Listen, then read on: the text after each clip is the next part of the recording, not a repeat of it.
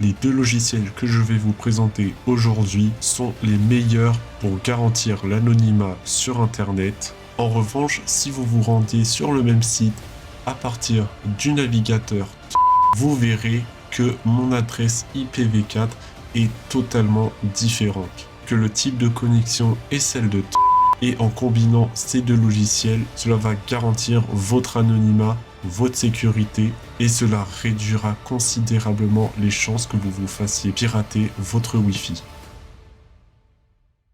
Les informations fournies sur cette chaîne sont uniquement destinées à des fins d'information générale et d'éducation. Je décline toute responsabilité et je ne suis pas responsable de tout dommage ou problème causé lors de la mise en œuvre des outils et techniques. Allez, c'est parti, on se connecte à la plateforme.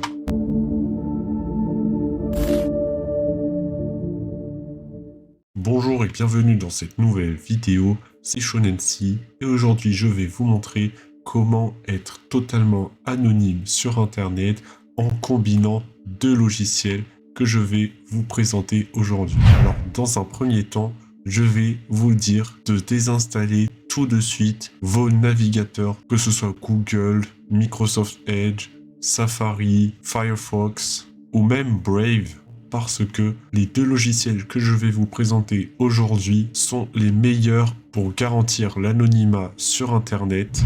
Et donc c'est parti, dans un premier temps, le premier logiciel se nomme Tor. Vous en avez sans doute entendu parler, mais Tor est un réseau de communication privée et sécurisé qui permet à ses utilisateurs de naviguer sur Internet de manière anonyme. Il utilise une technique appelée Onion Routing pour masquer l'identité de l'utilisateur et protéger ainsi sa vie privée en ligne.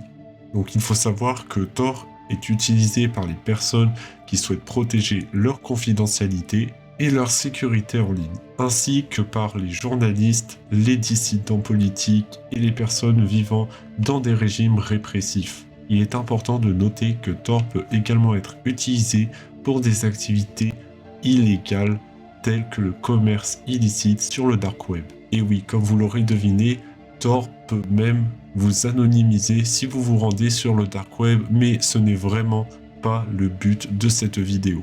Il faut savoir que Tor n'est pas illégal en soi, vous le lancerez et c'est parti pour la configuration de Tor Browser.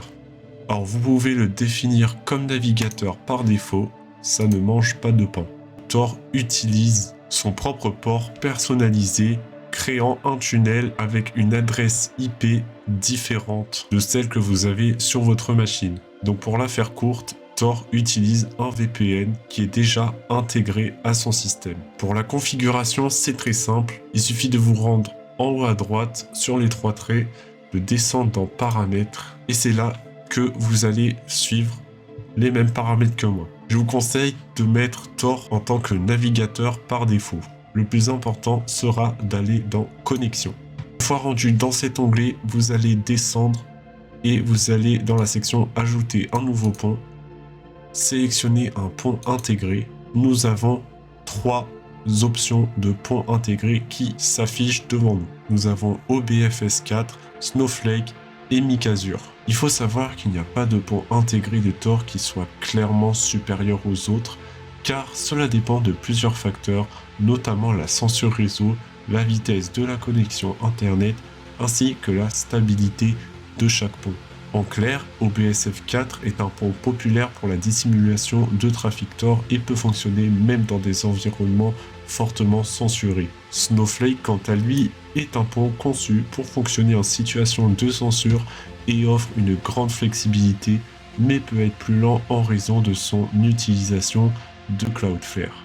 Et enfin, Micazure est également conçu pour fonctionner en situation de censure et peut être rapide car il utilise Microsoft Azure. Dans mon cas, moi, j'ai pris Micazure parce que il est clairement plus rapide.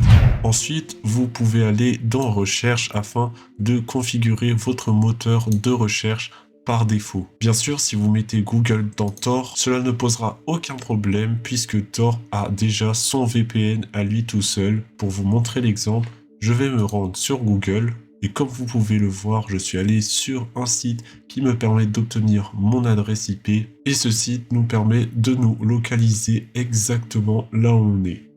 Du moins, la ville ou le village dans lequel nous nous trouvons.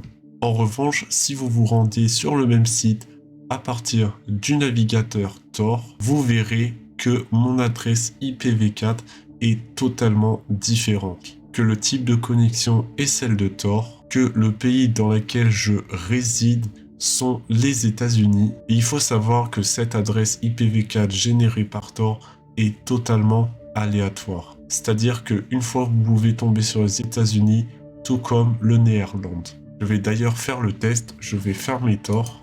Je retourne sur le même site, cette fois nous tombons sur l'Allemagne. C'est vraiment très aléatoire, vous pouvez tomber sur n'importe quel pays et vous serez ainsi intraçable et totalement anonyme sur internet. Car en effet, lorsque vous effectuez une requête sur le web, votre requête va d'abord passer par plusieurs serveurs de Tor, autrement appelés des nœuds, qui vont se relayer la requête entre eux avant de la délivrer au site que vous voulez consulter.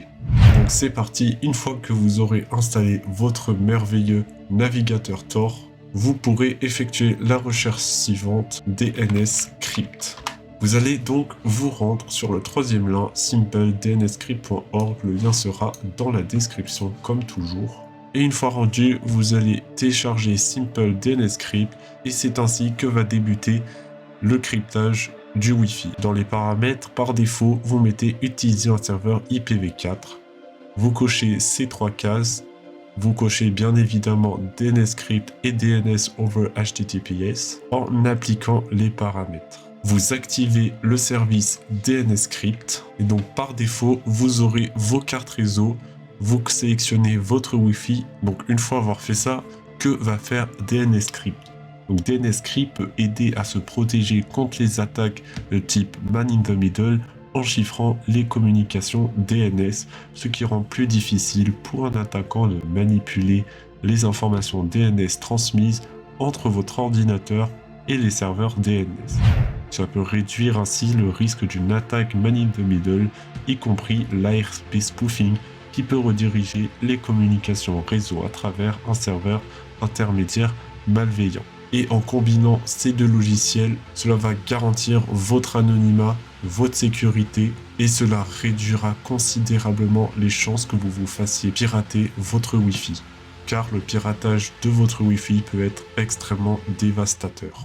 Et voilà, c'est la fin de cette vidéo. J'espère que celle-ci vous aura plu. Si c'est le cas, n'hésitez pas à liker la vidéo et à me faire part de vos commentaires dans l'espace se trouvant en dessous de la vidéo. Faire tout ceci est un grand geste pour moi.